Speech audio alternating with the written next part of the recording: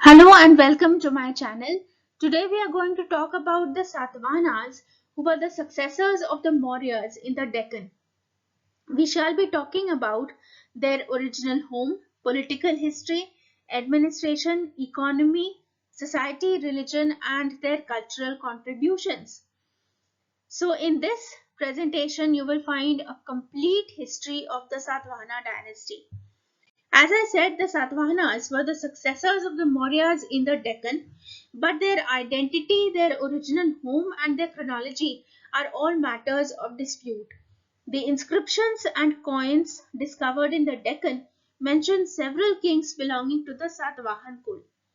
When we talk of their original home, there are a number of theories. Some scholars locate the Satavahanas in the region between the rivers Krishna and Godavari. Some others regard Maharashtra as the original home of the Satavahanas. It seems that the Satavahanas might have extended their rule to the east coast and gave their name to that region. Let us talk about the political history of the Satavahanas. The first ruler of the Satavahana dynasty was Simuka, who ruled for 23 years. He was dethroned and killed by his younger brother Kanha. Kanha, his successor and younger brother, continued Simuka's policy of conquest and extended his empire as far as Nasik.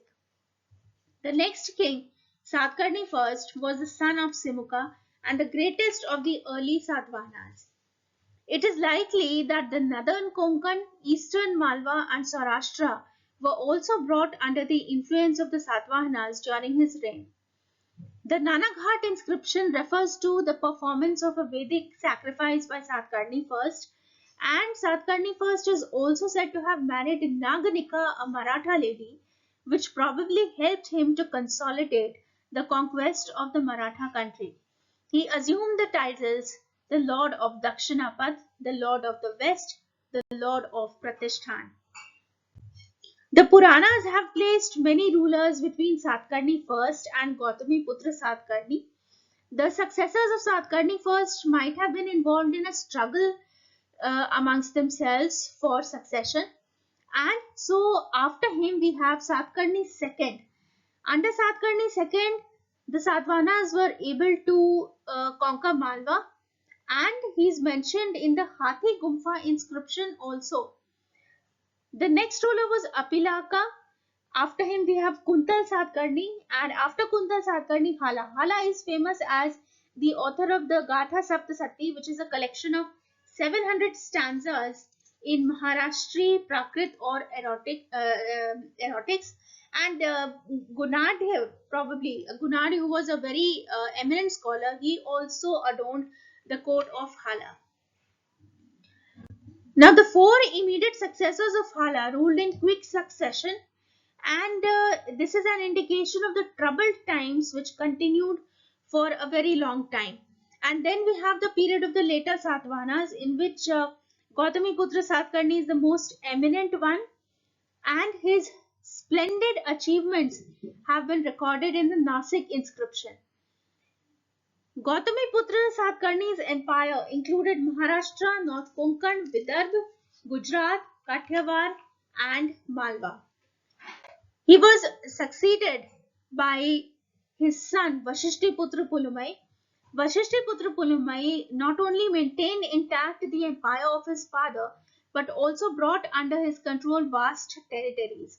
And the Satavahana empire touched the zenith of its glory and prosperity under him. Vashishti Putra Pulumai seems to have taken up titles of Maharaj, Dakshina, Patheshwar, and Navnagar, and he set up his capital at Pathan or Pratishthan in the Aurangabad district. His immediate successor was Shivashri Pulumai. His coins have been found from many areas, and then he was followed by Shivaskand Satkarni and Yajnashri Satkarni. Yajnashri Satkarni is known from the inscriptions at Nasik, and the last king of the line was Pulumai. After Pulumai, the empire split into numerous independent principalities under different princes of the royal blood. but we have no information about the fall of the main dynasty. Next, we will talk about the administration of the Satavahanas. First, about kingship. The king always yielded complete authority over the empire. Kingship was hereditary in the male line, and the kings were no longer content with the simple title of Raja. So we have Gautami Putra Satkarni, who is called Raja Rao, that is king of kings. There were a number of administrative divisions and officials responsible for carrying out their duties. A large part of the Satavahana territory was governed by royal officers and the rest by feudatory chieftains. For purposes of administration, the state was divided into a number of aharas or rashtras, each one of which consisted of at least one central town known as Nigam and a number of villages called gramas.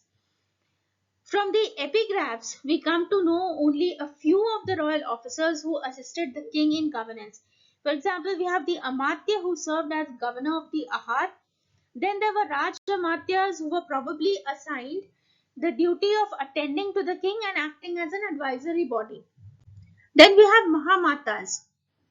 Mahamatas were commissioned to execute a specific task. Bhandarika was the superintendent of stores. Hiranika was the treasurer. Mahasenapati was a commander of the armed forces. Lekhak was the secretary of state. Then we have the Nibandhakar who looked after the registration of some documents.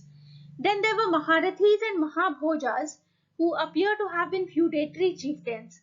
The Maharathis exercised power in the country above the western Ghats and the Mahabhojas in the northern Konkan. Welfare of the people or public welfare was also a subject of concern for some of the Satavahana kings. For example, Satkarni II seems to have performed many sacrifices and gave immense sums in cash and kind to the Brahmanas. Gautami Putra Satkarni levied judicious taxes and made provisions for the comfort of the Buddhist monks. About local administration, the smallest units were the villages called Gram and the towns called Nigam. Information from the inscriptions is inadequate, but there is a reference to Gramani in Hala's Sattasai, who exercised jurisdiction extended to as many as 5 and sometimes 10 villages. There was considerable autonomy in managing the affairs of the villages and towns. Some of them were important commercial centers also, and a few of them had an assembly of the citizens called Nigam Sabha. One such assembly is mentioned in a Nasik inscription. Gahapati is another term found in the inscriptions, and it appears to have been used for the head of a certain number of households of cultivators. Some of the Gahapatis were also members of the Nigam Sabha.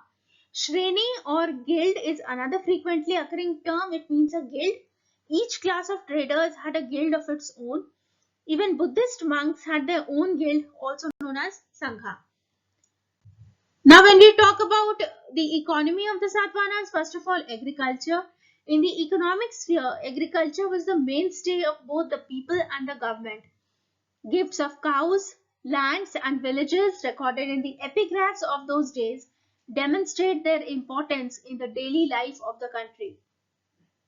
The king appears to have collected from the cultivators 1/6 of the produce as a share of the state. Crafts and industry occupied the next place in the economic life of the place, and various classes of workers figure prominently in the contemporary records. Inscriptions at Nasik mention potters. Uh, then we have some other classes also like Kularikas, Udyantrikas, etc. Each had a guild of its own, and these guilds were technically called shrenis. And a specific feature of these associations was also the banking facilities provided by them. When we talk about the commerce of the Satavahanas, the sources we have are the Periplus of the Erythraean Sea by an unknown author, Ptolemy's Guide to Geography, and then we have some epigraphic and numismatic records also. There was a busy traffic between the eastern and western wings of the Satavahana Empire, and the ports of the Deccan and of Ceylon were the principal places whence the Romans obtained most of their jewels and other articles of luxury. When we talk about the imports, they consisted of wine, copper, tin, lead, topaz, etc. Exports consisted of ivory and carnelian. The eastern Deccan appears to have entered upon an epoch of great maritime activity during the reign of Pulumai II, which attained great proportions during the reign of Yajnashri Satkarni. Coinage, so far as coinage was concerned, currency was sparingly used in the Deccan. Most of the local transactions were effected by barter or by the use of small coins. The Satavahana coins were of lead, copper, and silver. The Kahpanas mentioned in the contemporary records were silver coins. Society. The people of the Deccan seem to have been familiar with the fourfold division of society into Brahmanas, Kshatriyas, Vaishyas, and Shudras. The Brahmanas formed the priestly class, the Kshatriyas were the fighting men, the Vaishyas pursued the vocations of trade and agriculture, Shudras were menial laborers. Then there were indigenous tribes, and most of the people were apparently known according to their professions. So there were cultivators, merchants, carpenters, weavers, etc. At the same time, the advent of the Buddhists seems to have shaken the social structure. Caste rules were not very strictly observed, inasmuch as the Brahmanas often became kings. Satavahanas themselves belonged to the priestly class and yet held sovereign authority over the Deccan. Kshatriyas also sometimes appear to have taken to mercantile profession. Then we have a joint family system, which was another normal feature of society during this period. And there is also a reflection of a kind of a patriarchal system. Next, we talk about religion. The religious history of the Deccan centers around the triumph of the North Indian creeds over the local primitive forms of worship and ritual. So, in the early stages, the inhabitants believed in tribal totems, village divinities, cults, etc. Magic and religion were inextricably intertwined in the early stages. But with the coming of the Aryans, there occurred a revolutionary change. Vedic religion was popularized during the Satavahana period, and the early Satavahana kings were staunch followers of the Vedic religion. The Nanaghat inscription records a number of sacrifices by Satkarni II and his gifts of cows, elephants, and money as dakshina to the Brahmanas. There were invocations to various gods such as Indra, Vasudev, Chandra, Surya, Yam, Varun, Kuber, etc. In Hala's Gatha Satasai, there are references to Pashupati and Gauri, Rudra and Parvati, Lakshmi and Narayan. And people were encouraged to visit sacred places of pilgrimage and to make gifts to gods and Brahmins.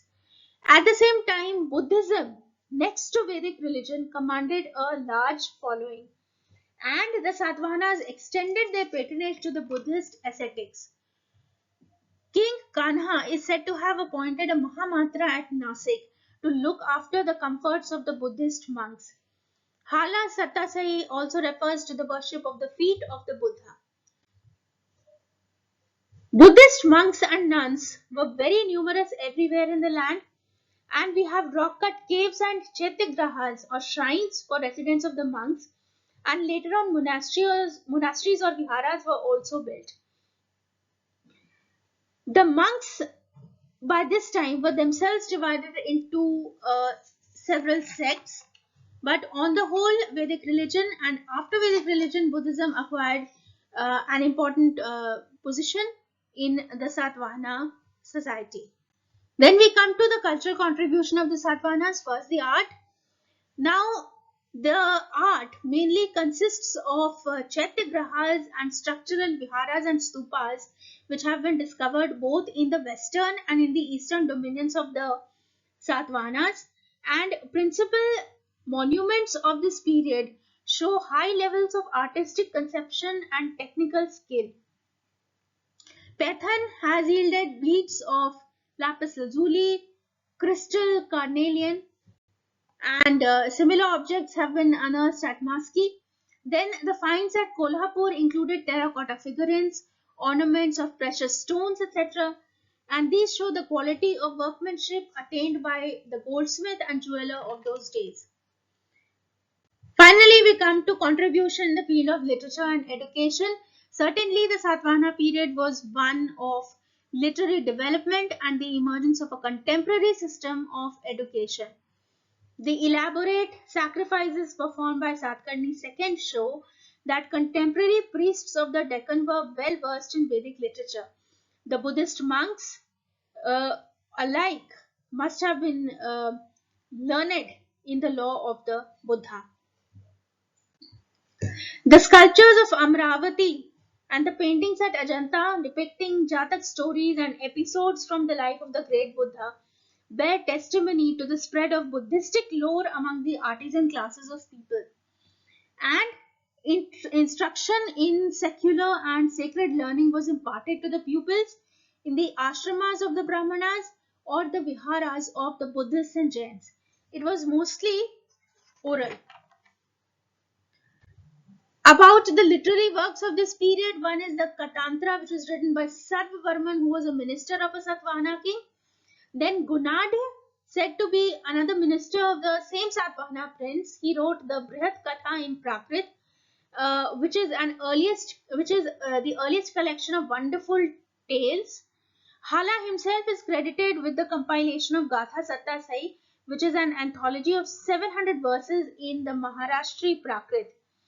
The marriage of Hala formed the theme of another poem in Prakrit called Lilavati Parinay by an unknown author.